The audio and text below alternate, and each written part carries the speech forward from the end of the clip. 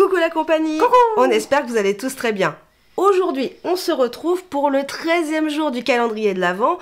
Et c'est un jour où on va s'arrêter sur les films d'animation Disney. Notre top 5 pour le 13e jour. Alors on y va, c'est parti. Let's go. Allez, on commence tout de suite. Et c'est toi qui commences avec la 5e position. Oui. Alors je vais peut-être surprendre plus d'un. Parce que je veux dire, c'est peut-être un classique qu'on ne connaît pas forcément. Je veux parler d'un film qui est sorti en 2001. 41e classique d'animation. Et là, vous me dites... Rien du tout. D'accord. Tu connais tes classiques. Ça veut plaisir. Excuse-moi, je connais pas le classement. Vas-y. Si je te dis un voyage sous l'océan, un mythe ou une légende, je veux te parler... Ah, Atlantide. Et oui, je veux parler de l'Atlantide, l'Empire perdu. C'est vrai que c'est un classique qu'on connaît pas souvent, qui est un peu méconnu. Et moi, j'aime bien ce côté un peu aventurier, ce mythe. On ne sait pas si est-ce que c'est réel ou pas, quoi. Existe-t-il réellement? On s'en pose toujours la question. Bah, c'est ça, quoi. Et je trouve que moi, ce film, il reflète bien cette histoire, quoi. De, voilà, on a Milo Milo, bref. Oui. Voilà, le héros Milo qui a un rêve d'enfant, c'est de découvrir l'Atlantique. Et souvent, bah, à cette époque, bah, dire mais l'Atlantique, ça n'existe pas. Qu'est-ce que tu nous en... Qui n'a que ça, avec ce mythe? Oui, parce qu'à l'époque, c'était pas bien vu du tout d'avoir des idées comme ça. C'était pas bien vu, et pourtant, lui, il a ce rêve de gosse, quoi. Il sait que son père, il l'a vu, quoi. Donc, il veut réaliser ce rêve, et il va tout faire pour réaliser. Et à la fin, quand il découvre l'Atlantide, c'est vrai que c'est beau, c'est magnifique. Bah, il y reste. Il reste. D'abord. Ah, d'un côté, il trouve une belle princesse, quoi. C'est comme toi, t'es venu en Normandie, t'es resté. C'est vrai. J'ai vu une belle princesse et je suis resté. Oh, c'est mignon. C'est pour avoir une augmentation, je dis ça. Oh, pardon. Oh. Non, mais tu sais que 2 fois 0, ça fait toujours 0. Ça n'a pas changé depuis hier. Hein. Bon, alors, c'est quoi tes moments favoris de ce film? À un moment donné, pour avancer dans l'aventure, ils doivent traverser un fossé. Pas de bol, il n'y a pas de pont. Et ben, malheureusement, Enzo va arriver et va trouver la solution. Bon, à sa façon, et ça plaît pas trop à Milo, mais voilà. Bah, tu sais quoi? On va leur mettre l'extrait, ça va être beaucoup plus parlant. Des milliers d'années pour la construire. Et moi, t'as vu, j'ai construit un pont. Qu'est-ce que ça m'a pris? Quoi? 10 secondes. 11 à tout péter. Moi, j'ai donné mon 5e. Ouais. Et toi? C'est quoi ton 5e? Eh ben moi, je vais taper dans le très vieux. Parce que je vais aller jusqu'en 1959, date de sortie de La Belle au bois dormant. Oh, oui. Qui est, je rappelle, le 16e classique Disney. Alors pourquoi j'aime ce dessin animé? C'est parce que c'est l'un des premiers qui a bercé mon enfance. C'est tout le temps celui-là, hein. Je pense qu'ils l'ont séché, ce Disney. Mais pour le coup, j'adore l'histoire du prince qui combat le dragon. Voilà, vous allez dire que j'ai un problème avec ces dragons. Et oui, qu'est-ce que t'as avec ces dragons? Ils t'ont fait quelque chose ou... Bon, moi j'aime bien tout ce qui est trucs comme ça. Voilà, je suis d'un romantisme, ça n'a pas l'air comme ça, hein. Je suis un peu brute de décoffrage. Mais en réalité, j'aime bien le côté romantique de la princesse qui se fait sauver par le prince. Bon, ok, je suis d'accord, les princesses maintenant, c'est plus ce que c'était. Maintenant, elle colle un pain au prince, il vient la réveiller. Mais en attendant, moi j'aimais bien l'ancienne version où justement, bah, la princesse... Elle était belle, elle était jolie, elle chantait hyper bien, elle dansait, tout ce qu'on veut. Enfin bref, je suis très très nostalgique de cette époque Disney. Et pour le coup, La Belle au bois dormant, eh ben, elle en est le pilier.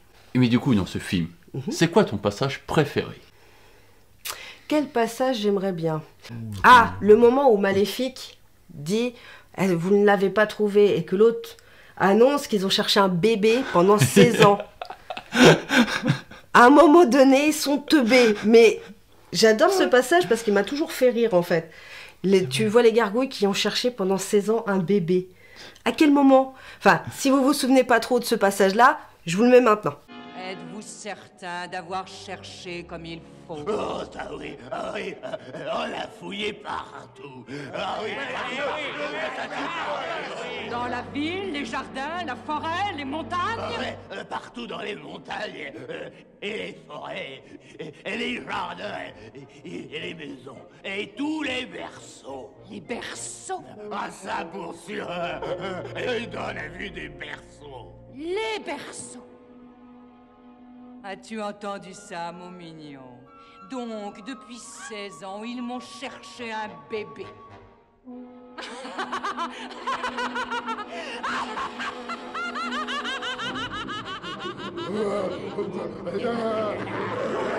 Bon, alors, en classement, au niveau de la 4e position, qu'est-ce que tu mettrais? Un film où on a été champion du monde. On parle pas de 2018. Oui, parce que j'allais dire, il y a récent. Hein. Oui, je parle... Et peut-être même prochainement. Oh, c'est beau. Non, moi je parlais d'un film qui est sorti en 1998. Oh. C'est le 36e classique. Je veux parler de Mulan. Alors là, je pense qu'ils t'ont bien entendu. Mulan. Ok. Alors, qu'est-ce qui te plaît dans Mulan? Moi j'ai bien aimé, c'est son histoire. Déjà, c'est la fille qui veut protéger son père en piquant son armure, qui veut absolument protéger et qui, au fur et à mesure du film, elle va trouver des solutions pour aider son peuple quand même. Parce que ils se font envahir par les Huns, par un méchant quand même, Shen Yu, qui est impressionnant. C'est vrai que niveau méchant, il représente pas mal. Il y a des méchants comme ça qui ne marquent pas plus que ça. Oui. Et celui-là fait vraiment, je viendrai pas y chercher les ennuis. C'est vrai qu'il n'a pas beaucoup de temps de parole, il n'a pas de chansons comme d'autres classiques. Mais lui, quand on le voit, on a envie de changer de trottoir et de dire allez-y, monsieur, passez quoi. Mais non, l'armée de la Chine va tout faire pour se défendre, mais sauf que les Huns sont tellement forts qu'ils envahissent la Manchurie de Chine et ils battent quand même l'armée impériale. Donc, et Mulan arrive avec sa stratégie quand même. Oui. Elle va quand même trouver des solutions que nous, les hommes, incapables de trouver, quoi. Et puis, il y a un autre truc que j'ai bien mis dans ce film, c'est les musiques. C'est vrai que les musiques sont assez péchues, quoi, comme un homme.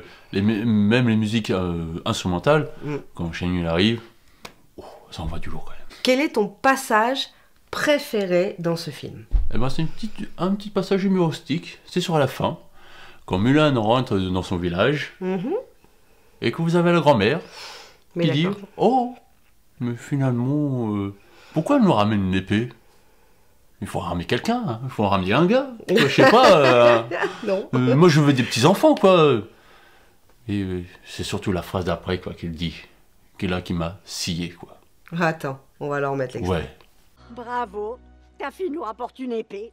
Si tu veux mon avis, elle aurait dû nous rapporter un homme. Excusez-moi, est-ce que Mulan habite ici? Merci. Ouh, je m'engage pour la prochaine guerre. Du coup, quel est ton film en 4e position? Alors moi, il est un peu plus récent, il date de 2010, et c'est le 50e classique d'animation. Je crois que je l'ai. Je crois que j'ai la bonne réponse. Bon, je sais pas si c'est vraiment la réponse, mais en tout cas, oui, il s'agit de la princesse Réponse.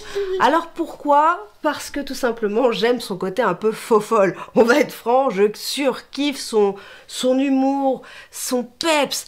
Elle a tout ce que j'apprécie parce que, voilà, bon, elle se bat à coups de poêle. Bon, je vous avoue que je me suis pas servi d'une poêle récemment pour me battre, mais j'adore le côté péchu qu'elle a. Elle danse, elle chante. Bon, à un moment donné, elle alterne les deux. Hein. Je sais pas ce qu'elle nous fait, mais j'avoue que le fait que, voilà, elle décide de sortir de sa zone de confort pour aller voir l'extérieur. Elle a un rêve, elle le suit. Balek si ça plaît pas. Elle en a rien à faire. Et je surkiffe ce genre de personnage. Les gens qui ont de la joie comme elle, les gens qui ont du peps comme elle, c'est des gens comme ça qu'il faut. Pourquoi? Pour redonner le sourire aux gens, pour pouvoir permettre aussi d'apporter du bonheur aux gens. Et du coup, dans ce film, quel est ton passage préféré? Ah, il y en a beaucoup en vrai, pour choisir c'est compliqué. Moi j'aime bien quand elle fait son coup de « je suis une mauvaise » et puis d'un seul coup qu'elle paraît, qu'elle fait « wouhou » Elle est bipolaire. Ouais, bipolarité, bonjour. Bipolarité, comment puis-je vous aider? Je garde celle où elle fait sa bipolarité totale. Et je vous le mets maintenant. Je n'arrive pas à croire que j'ai pu faire une chose pareille. Non, je n'arrive pas à le croire. Je n'arrive pas à croire que j'ai pu le faire. Mère va être furieuse. Mais ce n'est pas si grave, elle ne le sait pas. Elle s'en remettra, non? Oh, mais quelle horreur. Elle ne s'en remettra pas.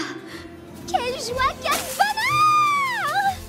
Je suis une fille monstrueuse. Il faut que je rentre. Pas question de rentrer à la maison. Wouh! Je suis un être abominable. Wouh! C'est le plus beau jour de ma vie. Alors on va passer dans le top 3 maintenant des classiques Disney. Alors dis-moi, quel est ton top 3? Eh ben, mon troisième film, un film qui est sorti 1 an avant ma naissance, en 1991, 30e film d'animation. Je veux parler de La Belle et la Bête. Alors, pourquoi ce film? Bah en fait, au fur et à mesure, je me suis rendu compte que je me suis un peu associé à la bête. Vous avez vu ma tête? Vous avez vu sa tête? Et ben je trouve que notre histoire se ressemble un peu. Oh, c'est tellement mesquin pour toi, mon chéri. Oh, c'est vrai, regarde bas. Est-ce que j'ai pas l'allure d'une bête poilue, bête qui erre dans son château, sans cœur, qui ne veut revoir personne, belle princesse, qui lit des livres? Bon, dans la vraie vie, c'est pas ça.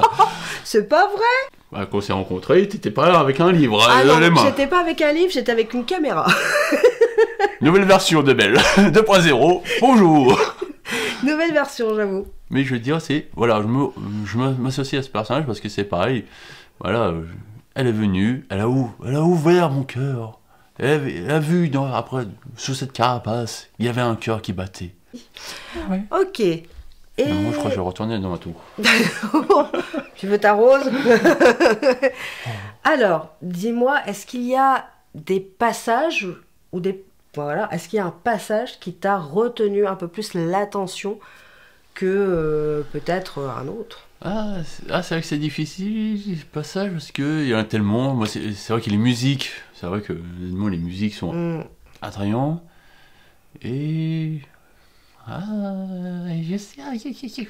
A few moments later. Et quand la bête laissait partir Belle pour rejoindre son père qui était malade, bah j'avais le même sentiment, je ressens le même sentiment quand tu partais, quand se quitter à Disney. Oui, c'est vrai que... À chaque fois c'était un déchirement. C'est vrai, au début on ne pouvait pas... on ne pouvait pas faire quoi que ce soit parce que voilà, on repartait, lui avait son travail, moi c'était autre chose. Donc effectivement... Le fait d'habiter des fois très loin les uns des autres, eh bien c'est très compliqué. Et on a un peu le même ressentiment, je ne sais pas ce que tu en penses, avec la team quand on la quitte. Parfois c'est super dur de la quitter. On va leur montrer quand même le passage. Vous inquiétez pas, j'arrive après. Le loisir de me voir et de ne pas m'oublier. Merci d'avoir compris à quel point il a besoin de moi.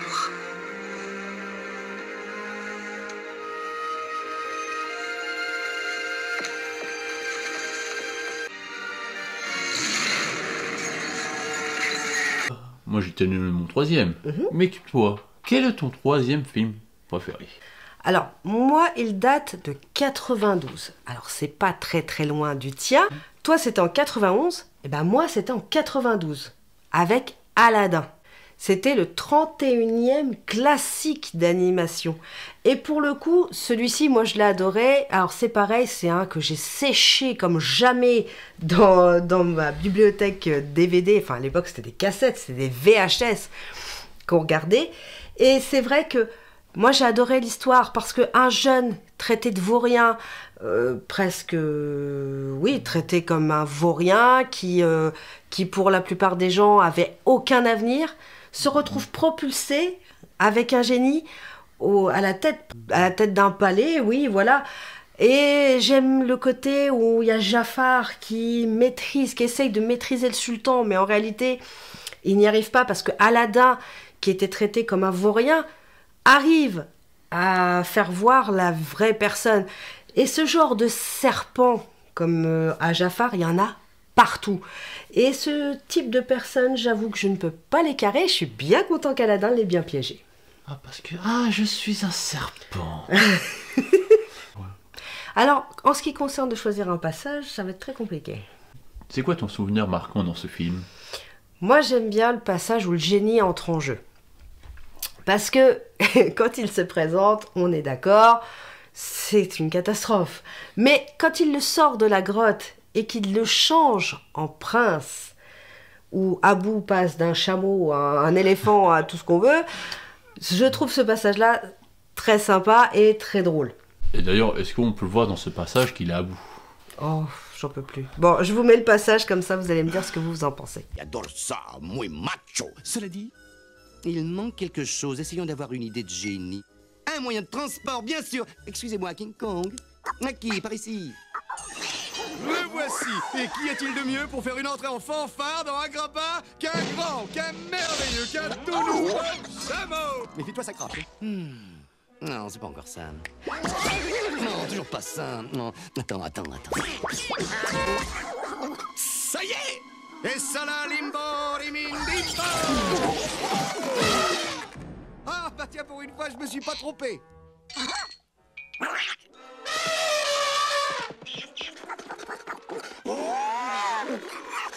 Alors, pour la place numéro 2, eh bien, il se trouve qu'on est totalement raccord. Et c'est en numéro 2, le... Roi Lion. Eh oui, film de 94 qui est classé 32e. Et effectivement, je ne sais pas toi, mais le Roi Lion m'a fait verser ma larmichette, d'autant plus que c'est le premier film que j'ai vu au cinéma. En 94, eh bien, je découvrais le cinéma. Et que de mieux que de découvrir le cinéma avec le Roi Lion. Alors je vous avoue que voir Simba perdre son papounet, j'ai versé ma larmichette. Et à 35 ans bientôt, je verse toujours ma larmichette. Mais c'est belle histoire. Oui, c'est une très belle histoire. On raconte l'histoire de Simba, un savane, tout est beau, tenu. Mais par contre, Disney, il y a un compte à régler là. J'ai un compte à régler avec vous là. Que vous me mettez dans un nom de personnage dans ce film, il n'y a pas de problème. Mais mettez-le à un animal qui me correspond. Soit un éléphant, un lion... J'avoue que Ed... Une semaine. Je trouve pas ça drôle, Ed. Hé, la ferme. J'avoue que...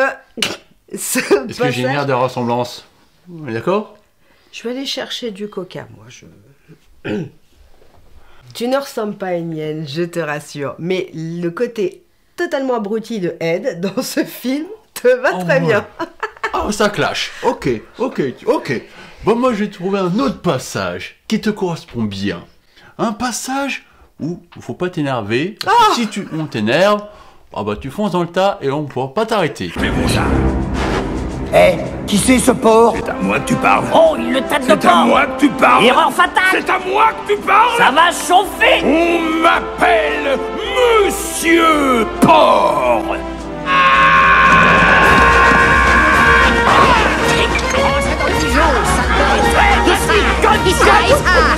Bande de charognards. Regardez ça comme elle se cavale. Oui. J'avoue que là par contre je ressemble beaucoup à Pumba quand je m'énerve. Ouais. Alors, vu qu'on a le même, on va pas revenir dessus plusieurs fois, quel est ton passage préféré? Je pense qu'on est tous les deux raccords. Vas-y. Je pense, c'est la scène de fin où quand Simba prend la place, et la place qui lui est due, le roi de la savane. Et c'est vrai que c'est ce passage, ces longues marches qui se dirigent vers la terre des lions. Et tout le monde le regarde. Vas-y, c'est ta place. C'est ton tour. Et surtout le rugissement, parce que on se rappelle quand même qu'au début du film, il essaye de rugir, le pauvre, mais alors, c'est une catastrophe, on dirait un petit chat. Minou.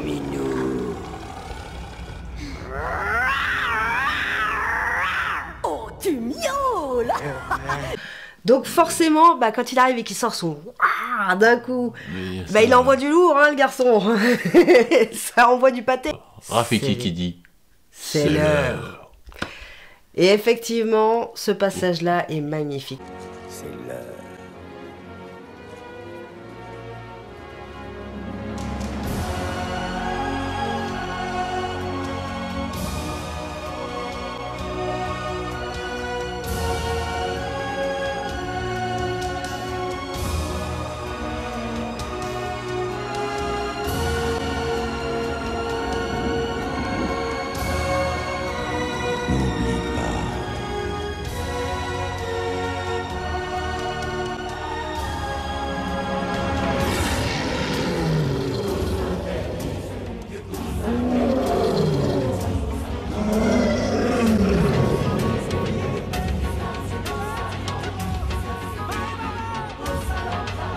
Bon, il y a un autre passage un peu dans ce style-là, qui est un petit peu dans le côté, voilà, qui prend aux tripes. C'est le passage où il voit son père dans le ciel, dans les nuages. Rappelle-toi qui tu es. Comment la reprendre? Je n'ai plus aucun pouvoir. N'oublie pas qui tu es. Tu es mon fils, et c'est toi le roi. Alors là, on a carrément tout un opposé, nous. Ah oui? Ah oui, là, on est opposés. On est opposés. Alors dis-moi, ton 1. Mon 1. Ton 1. Mon 1. Il se trouve pas en Chine. Il se trouve ni en Afrique. Mais il se trouve en Grèce. Oh, ça va. Non, je parle pas de cette Grèce-là. Ah, bon. Alors, c'est pas toi. Alors. Fallait bien qu'on perde notre sens sérieux. Grèce. On a essayé d'être sérieux. Ça n'a pas marché. Bon, allez, vas-y, c'est quoi ton Bon, on va le dire direct, on va arrêter. Il s'agit de Hercule. Eh oui, ce héros grec. Oh, qui me ressemble un peu, je trouve. Hein. Quoi? À quel moment? Moi, j'ai pas de la graisse, moi, j'ai des muscles, moi. Regardez-moi ce corps. Oui, mais moi, j'assume, je suis grasse parce que j'aime me bouffer. J'assume. Ouais, ça commence à venir. C'est le 35e du classique. Ouais. Sorti en 1997. Et moi, j'adore ce film parce qu'il est bourré d'humour. Que ce soit avec Pen et Panique, Philoctète, qui essaie d'entraîner Hercule, quoi. C'est une catastrophe, quoi. Tu sais qui c'est qui me rappelle Philoctète? À qui? Rêveur. Pas mal, psy. Pas tout à fait ce que j'avais prévu, mais pas mal. C'est vrai que Philoctète me rappelle par moments François. Pourquoi? Parce que quand il essaye de me briefer, de me remonter le moral, c'est exactement ça. Oui, et quand tu t'engages sur une idée, et tu continues, hein, je pense à la scène, toi, de l'hydre, qui arrête pas de couper des têtes. Oui. Et qui fait la tête. Mais tu vois pas que plus tu coupes des têtes, plus elle repousse. C'est un peu comme toi, tu continues, tu vois que ça marche pas. On te dit, arrête. Mais je continue.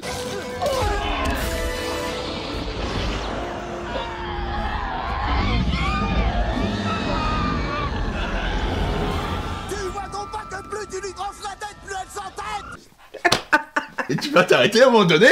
Je suis têtue comme une mule et tant qu'on me prouve pas par A plus B que ce n'est pas vrai, je vais prouver que c'est vrai. Oh mais Pen et Panique. Moi, Pen et Panique, je peux pas mieux comparer à Seb et Ed. Pen et Panique. C'est les mêmes choses. Hein. Oui, ah oui, avouez que quand on fait un vlog, quand on est tous les trois, c'est Pen et Panique tous les deux. Hein. J'avoue, surtout, il y a un passage qui me fait penser à ça. Panique!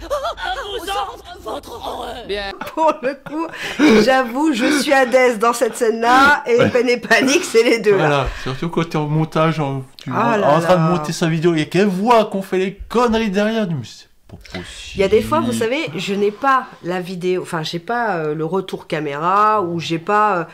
je suis pas en train de regarder ce que je filme, et des fois, quand j'arrive au montage, j'ai envie de les tuer. Et ça finit dans ces passages-là, ces rushs-là, où je sais pas où les carrer, parce qu'il n'y a rien qui va. C'est soit il y en a un qui a une tête inouïe, soit l'autre il sort une bêtise. Du coup, ça finit dans le bêtisier. Et quand je vous dis que j'ai des fois 4 heures de bêtisier sur une vidéo, ce n'est pas des blagues. C'est que quand on est réunis, ça ne ressemble à rien. Et en fait, chaque fois que je vois Seb ou Ed, l'un ou l'autre, Seb, c'est encore pire, je crois. Le nombre de fois où il m'a fait avoir un fou rire, parce que là... ça se voit pas. Mais des fois, il est derrière la caméra. Et des fois, tu le vois. Voilà. Alors, quand tu vois ça, c'est mort. Mais moi, j'ai fait les mêmes. Hein. Hyperion, vous l'avez vu sur le bêtisier de l'Hyperion. C'est une catastrophe. Je ne sais pas garder mon sérieux, lui non plus, et être Seb encore moins. Et alors, Rêveur... non, parlons pas. On a oublié l'idée. Passage que t'aimes bien. Oui, et il y a un deuxième passage que j'aime bien, parce que... donc, j'aime bien Hadès, mais aussi les Titans.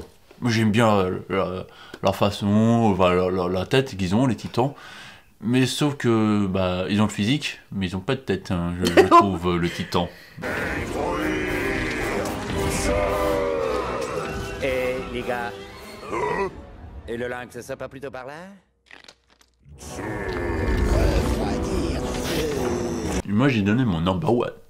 Et toi, qui est ton number one? Eh ben moi, il a déjà été cité parmi cette liste et par toi. Ouais. Oh. Et c'était La Belle et la Bête de 91. Oui. Voilà. Moi, c'est mon plus beau film d'animation, du coup, enfin, de Disney. C'est mon plus beau film Disney et je le regarde chaque fois et encore plus en hiver. Je sais pas pourquoi, proche de Noël. C'est une période qui me choque et du coup, j'adorais parce que c'était un film que je regardais beaucoup avec ma tante. Et du coup, ce film a marqué mon enfance. Alors, comme on le disait tout à l'heure, La Princesse Belle est pour moi la princesse parfaite. Elle est jolie, elle est douce. Alors, en fait, Belle était le type de princesse, le type de femme que je voulais être quand j'étais enfant. Je me suis dit, adulte, je serais pareil. Bon, c'est tout l'opposé. Non, tu es exactement pareil. Oui, alors toi, c'est parce que tu es amoureux, chérie.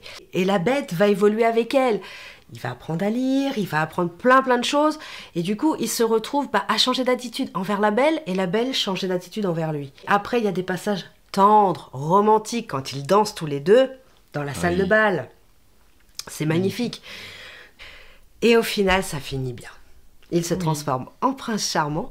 Mais j'aime beaucoup aussi ce passage-là, justement. Il est musical, c'est vrai, mais ce passage où la bête est poussée par l'amour de Belle, et son amour pour Belle aussi, le retransforme en humain.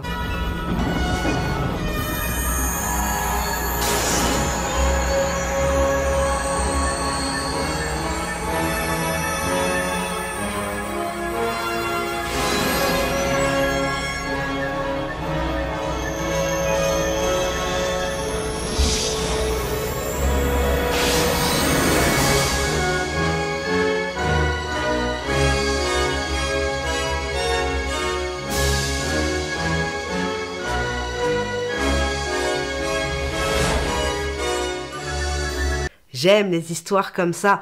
Oui, peut-être que ça ne se fait plus, c'est vrai, on n'est plus dans ces moments-là. Tout le monde se retrouve et je trouve ça merveilleux. Un bon petit film à l'ancienne, comme je les aime. On a fait notre classement du top 5 des films d'animation Disney.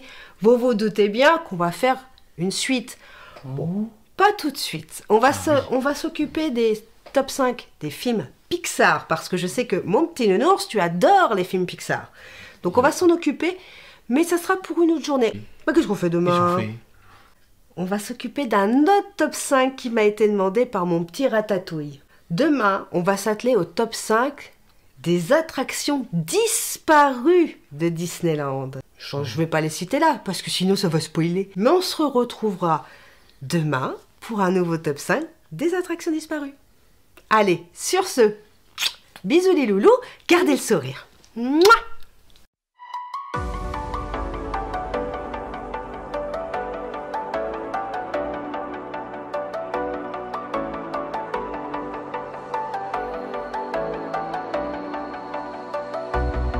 As the leaves start falling down and the shadows above the town, I can find